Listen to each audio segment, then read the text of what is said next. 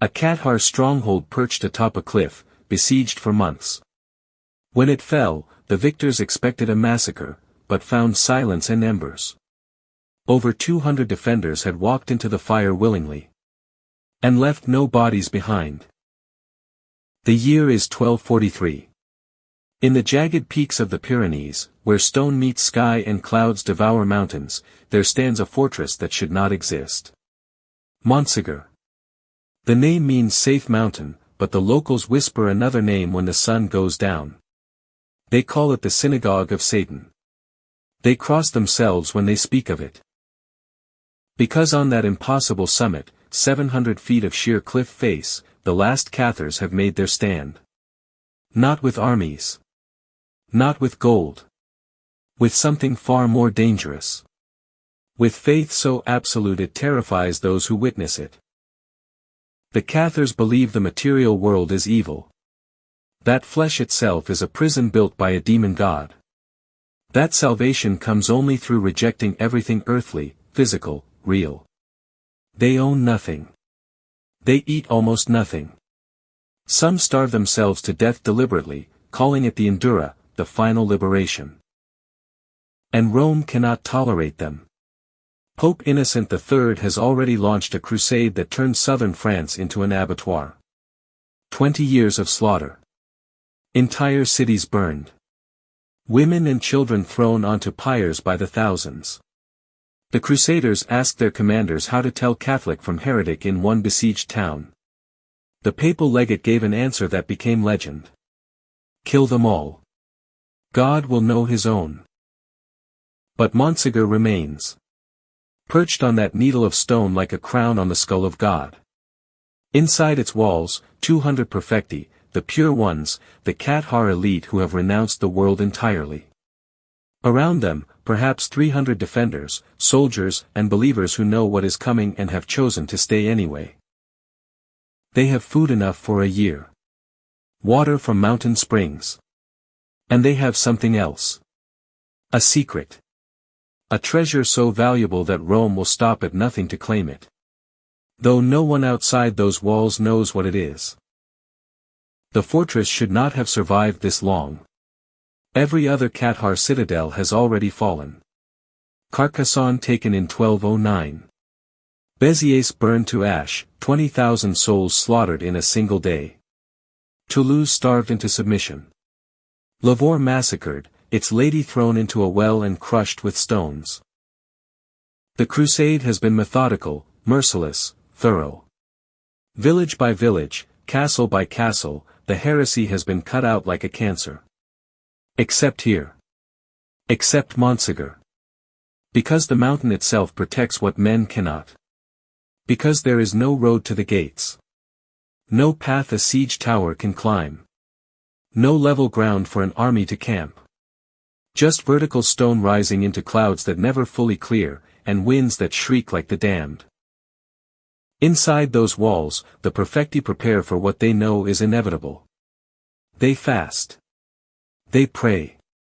They perform their mysterious rituals in chambers carved from living rock. At night, their chanting echoes off the cliffs, carrying for miles through the thin mountain air. Crusader scouts camped in the valleys below report hearing it. They say it does not sound human. They say it makes them want to run, to flee into the darkness and never stop running. Because faith that strong, belief that absolute, becomes something more than religion. It becomes a force. A presence. Something that pushes back against the world itself. May of 1243. The royal seneschal of Carcassonne, Hugh de Arcis, arrives at the base of the mountain with 10,000 men. Knights in armor that cost more than villages. Mercenary crossbowmen from Aragon and Gascony. Siege engineers who have broken castles across Christendom. They look up at Montségur and they laugh. Because it is impossible to besiege a fortress with no road to its gates. Because supplying 10,000 men in these peaks is madness. Because winter is coming and no army can survive a Pyrenean winter at altitude. The veterans among them have seen sieges from the Holy Land to the Rhine. They have starved out castles, undermined walls, burned cities. But this defies everything they know about war. The fortress sits on a spike of naked rock like an eagle's nest balanced on the edge of heaven. There is no siege tower tall enough. No ramp gradual enough. No approach that does not end in a 700-foot fall onto stones sharp enough to split a man in half. Hugh de Arcis does not care. He has orders from the king. From the Pope. From men who have decided that Montségur must fall even if every soul in that army freezes to death trying. He is 50 years old, grey-bearded, a man who has burned more heretics than he can count and feels nothing anymore when the screaming starts. But Montségur troubles him. Not the fortress itself, but what it represents. Defiance. The idea that faith, even twisted demonic faith, can stand against the combined will of throne and altar. That idea must be crushed. Not just defeated. Erased. Made into a lesson written in ash and bone. He sets his men to work. Building camps on impossible slopes where the wind never stops and the cold cuts through mail like water through cloth. Cutting timber from forests so remote wolves outnumber men and the trees themselves seem to resist the axe. Dragging a trebuchet up a mountainside so steep that 3 soldiers die in the attempt, their bodies cartwheeling down the cliff face, and 2 more go mad from exhaustion, babbling about demons in the mist. It takes them 3 months just to get into position. 3 months of misery that grinds men down like grain under a millstone. Every morning, soldiers wake to find comrades dead in their tents, frozen solid despite the fires. Every afternoon, pack animals slip from narrow trails and plummet screaming into the void below. The Pyrenees do not care about kings or popes. The mountain kills without mercy, without judgment, without end. Inside the fortress, the defenders watch with something approaching pity. They can see everything. Every supply column struggling up the trails like ants climbing a wall. Every tent blown away by mountain winds that howl like the voices of the damned. Every fire that will not stay lit in the thin air where breathing itself becomes labor. The Crusaders are dying already, dozens each week from cold, disease, falls from cliffs in darkness or despair. And the Cathars do not gloat. They do not celebrate their enemies' suffering. They pray. For their enemies. For themselves. For a world they believe is already damned beyond redemption. The perfecti gather each evening in their stone chapel, a bare room with no ornament, no cross, no altar, because they reject all physical symbols as tools of the demon god. They sing hymns in Occitan, their voices rising into darkness, pure and strange and utterly calm. They sound like angels. Like something not quite human anymore. Something that has already begun the journey away from flesh and into whatever lies beyond. Winter descends on Montségur like a living thing with teeth and claws and breath of ice. It arrives in late October, weeks earlier than any veteran of these mountains can remember. The first snow falls during a moonless night and does not stop for 3 days. When it finally clears, the Crusader camp has transformed into a frozen graveyard. 17 men are found dead in their tents, curled into positions that suggest they died trying to become smaller, trying to disappear into themselves for warmth that never came. The sentries on the northern approach have vanished entirely. Search parties find one of them a week later, frozen solid 100 yards from camp, his face locked in an expression of such terror that the men who discover him refuse to speak of it afterward. The siege stops being a military operation and becomes something else entirely. A test. An ordeal by ice and stone and wind that screams through the peaks like the voices of the damned. Supply columns take 4 days to reach the camp from the lowlands when they come at all. Mules slip from trails and tumble into ravines so deep their bodies are never recovered. The men start eating their boots. Then their belts. Then nothing at all for days on end while they stare up at the fortress walls and wonder what kind of God would permit this suffering to continue. Entire companies desert in darkness, choosing the executioner's blade over another week in that white hell. Those who remain do so not from courage but from something beyond courage. From a kind of madness that makes death preferable to admitting defeat. Hugh de Arcis walks through the camp each morning, his face carved from stone, his eyes burning with something that frightens his own officers. He will not withdraw. Cannot withdraw. Because every frozen corpse, every lost supply train, every man who deserts represents a failure deeper than military loss. To abandon this siege is to confess that faith, even the twisted faith of heretics, possesses power that kingdoms and armies cannot match. That 200 starving mystics on a mountain can defeat the assembled might of France and Rome simply by refusing to acknowledge reality. He would sooner die than carry that confession back to Carcassonne. In November of 1243, the trebuchet finally stands operational. It took 11 weeks to drag it up the mountain. Cost 42 lives. Broke 3 separate times during assembly. But now it stands complete, a wooden giant that groans when it throws. The first stone misses the fortress entirely, sailing over the walls and disappearing into empty sky beyond. The second shatters against the cliff face 200 feet below the ramparts. The third, fourth, fifth, all vanish into the void. Then one strikes home. A crack like thunder. A chunk of masonry the size of a man tumbles from the wall and falls. The Crusaders cheer. The first damage they have inflicted in 7 months of siege. The bombardment continues day after day. Most stones miss. A few hit. The damage accumulates slowly, painfully, like water wearing down rock over centuries compressed into weeks. And the defenders do nothing. They have no engines of their own. No catapults. No ballistae. They simply emerge each night like ghosts and repair what they can with whatever stone they can move. Then they retreat behind their walls and wait. The Crusaders cannot understand what they are waiting for. Spring, perhaps, though spring will bring no relief to a fortress with dwindling supplies. Reinforcement, though every Cathar stronghold in the south has already fallen and no help exists anywhere in the world. Perhaps they wait for their God to intervene, to strike down the besiegers with divine fire, though their theology teaches that God has already abandoned this material hell to the demons who built it. On the night of January the 15th, 1244, the waiting ends. Hugh de Arcis has spent gold like water to hire Basque mountaineers, men who were born in these peaks and know their secrets the way priests know scripture. 12 of them set out in darkness under a new moon. They carry rope and iron spikes and knives with edges sharp enough to split hair. They begin climbing 700 feet of vertical stone in wind that could tear a man from the rock face like plucking fruit from a tree. The cold is so intense that exposed skin freezes in seconds. One man loses his grip and falls without sound into blackness. Another's rope snaps and he follows. A third makes it 300 feet before his hands simply stop working and he lets go almost peacefully. The remaining 9 reach the summit as dawn begins to gray the eastern sky.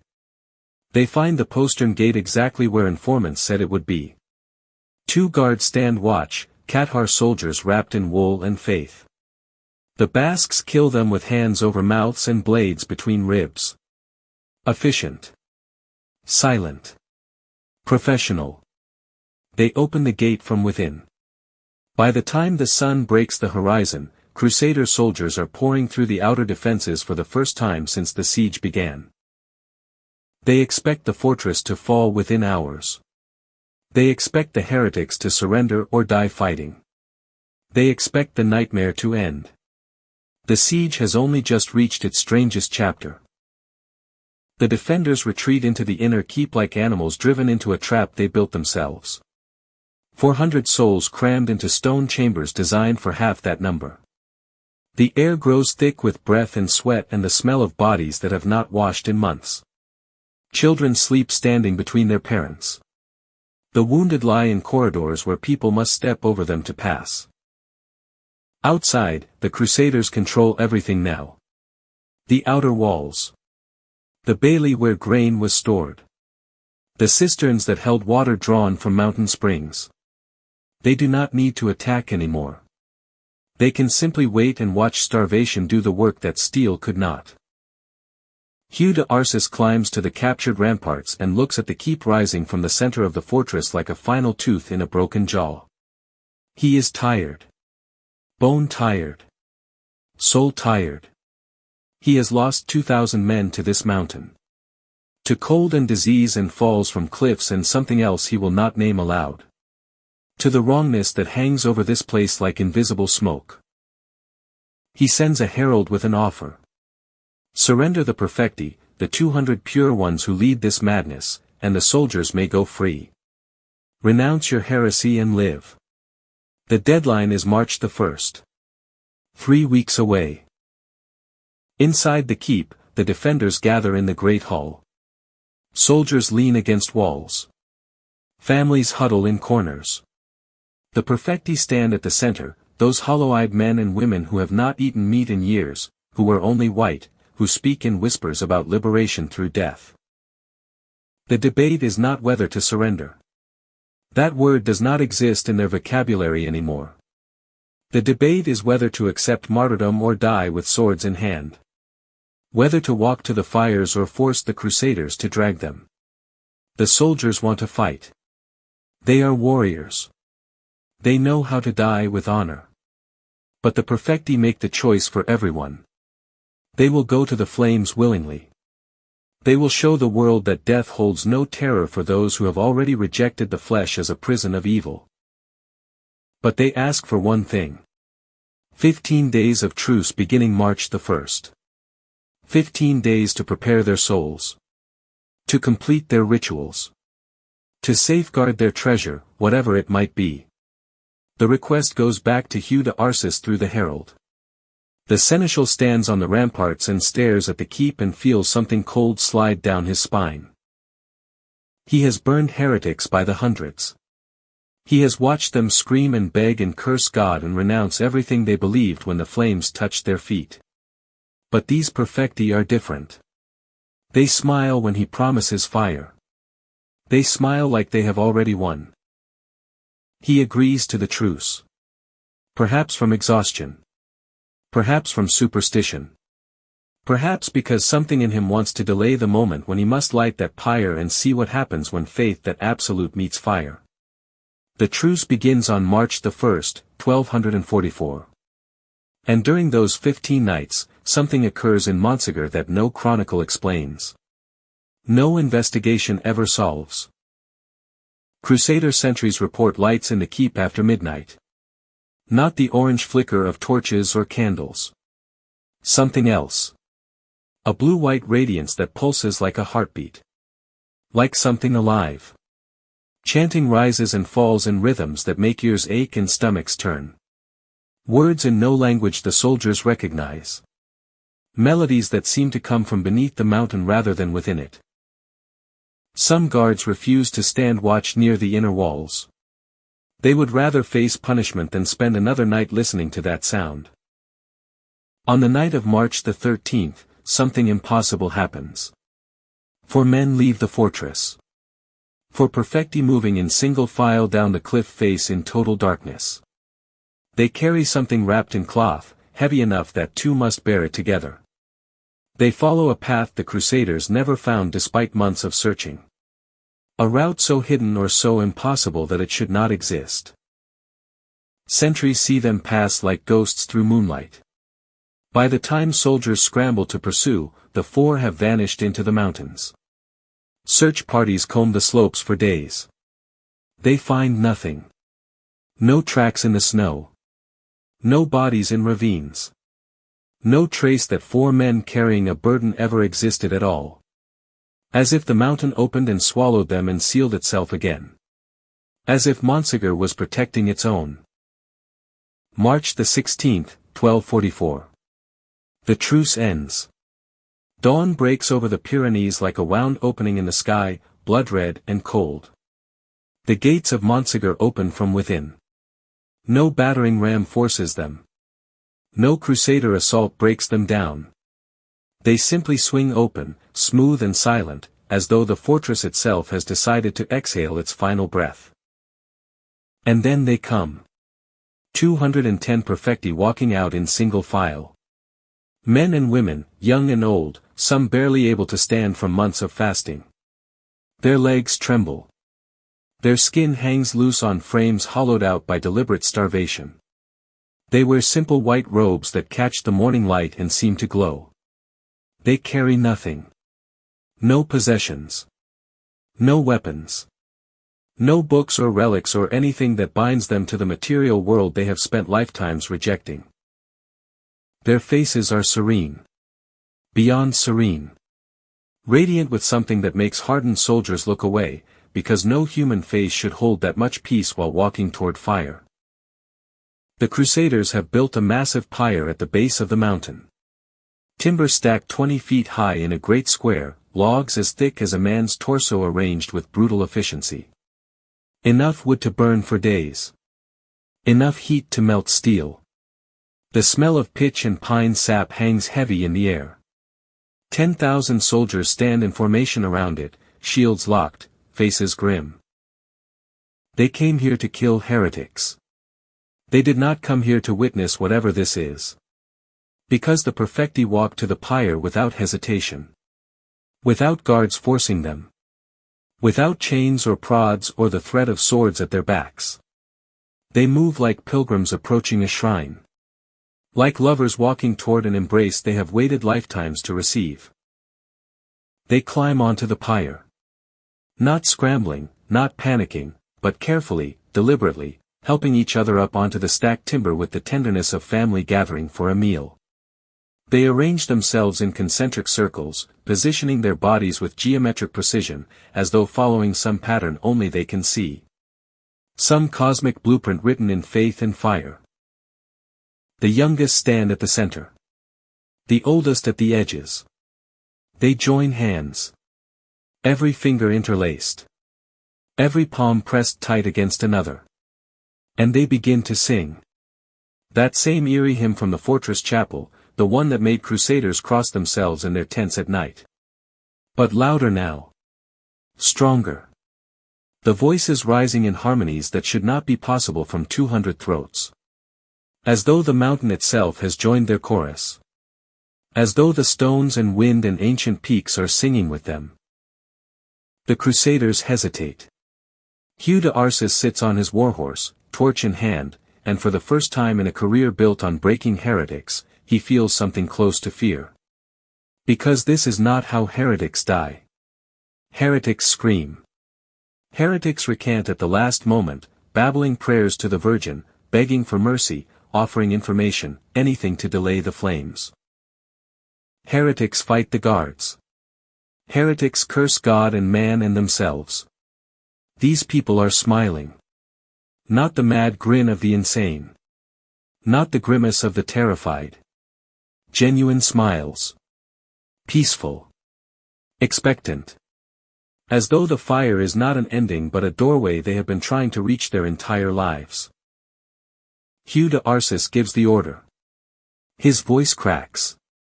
He clears his throat and gives it again. Torches touch the kindling. The flames rise. Yellow at first, then orange, then white-hot as the pitch ignites. The heat is immediate, overwhelming, a wall of scorching air that drives the nearest soldiers back. And the singing does not stop. It grows louder as the fire climbs. Louder still as the smoke thickens, black and choking, boiling up into the morning sky. The perfecti do not scream. Do not try to escape. They burn standing, hands still joined, their white robes igniting like torches themselves. Their voices rising in triumph or madness or something beyond either. Rising not in pain but in exultation. As though the fire is not destroying them but confirming everything they ever believed. The crusaders watch in silence broken only by the roar of flames and that impossible singing. Some soldiers vomit. Some flee, throwing down their weapons and running for the camps, for anywhere that is not here. Some fall to their knees and pray, lips moving frantically through Ave Marias and Pater Nosters, because they have just witnessed something that should not exist in a world governed by natural law. The singing continues long after any human throat should have been able to produce sound. Long after the flames have consumed cloth and hair and skin. It echoes off the mountain faces. It fills the valley. It seems to come not from the burning bodies but from the air itself, from the fire, from the stones beneath their feet. The fire burns through the night and into the next day. Even when the last timber collapses into ash, embers glow red in the pile. When it finally dies, when the last spark fades and nothing remains but a mountain of grey powder still too hot to touch, Arsus sends soldiers forward. They approach slowly, scarves wrapped around their faces, using long poles to spread the ashes. To scatter them so no relics remain for heretics to venerate. No finger bones to be smuggled away and worshipped. No skulls to become shrines. And they find nothing. No bones. No skulls. No teeth or jewelry or belt buckles or any trace of 210 human beings. The ashes are clean. Empty. Sterile as sand. The soldiers sift through them with increasing desperation, digging down to where the logs burned hottest, where bone should have fused into charred fragments. Nothing. As though the fire consumed not just flesh but existence itself. As though the perfecti did not burn but simply stepped through the flames into somewhere else. Into whatever realm they believed awaited beyond this prison of matter and sin. Arsus orders the site blessed. Then cursed. Then buried under stones. He does not know what else to do.